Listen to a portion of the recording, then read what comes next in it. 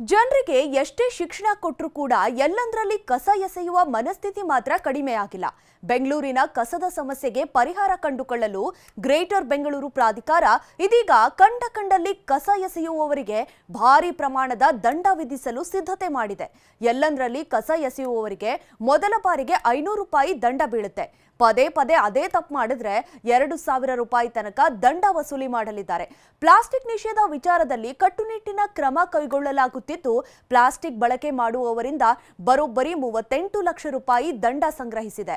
ಸದ್ಯ ಬೆಂಗಳೂರಿನ 26 ಕಡೆಗಳಲ್ಲಿ ಟ್ರಾನ್ಸ್ಫಾರ್ಮೇಷನ್ ಸೆಂಟರ್ ನಿರ್ಮಾಣಕ್ಕೆ ಟೆಂಡರ್ ಕರೆಯಲು ಮುಂದಾಗಿರುವ ಜಿಬಿಎ ಸಾರ್ವಜನಿಕ ಸ್ಥಳಗಳಲ್ಲಿ ಕಸದಿಂದ ಆಗುತ್ತಿರುವಂತಹ ಸಮಸ್ಯೆಗಳನ್ನ ಪತ್ತೆ ಹಚ್ಚಲು ಹೊರಟಿದೆ. ತ್ಯಾಜ್ಯ ವಿಲೇವಾರಿಗೆ ಹೊಸ ಪ್ರಯೋಗ ಮಾಡಲು ಜಿಬಿಎ ಮುಂದಾಗಿದೆ. ಇನ್ನು ಈ ಕಸ ಸಂಗ್ರಹಣೆ ಮಾಡುವಂತ ಆಟೋ ಅದರ ಸಮಯ ಬದಲಾವಣೆ ಮಾಡೋ ಮೂಲಕ ಸಮರ್ಪಕವಾಗಿ ಕಸ ಸಂಗ್ರಹ ಮಾಡಲು ಈಗಾಗಲೇ ಕ್ರಮ ಕೈಗೊಂಡಿದೆ.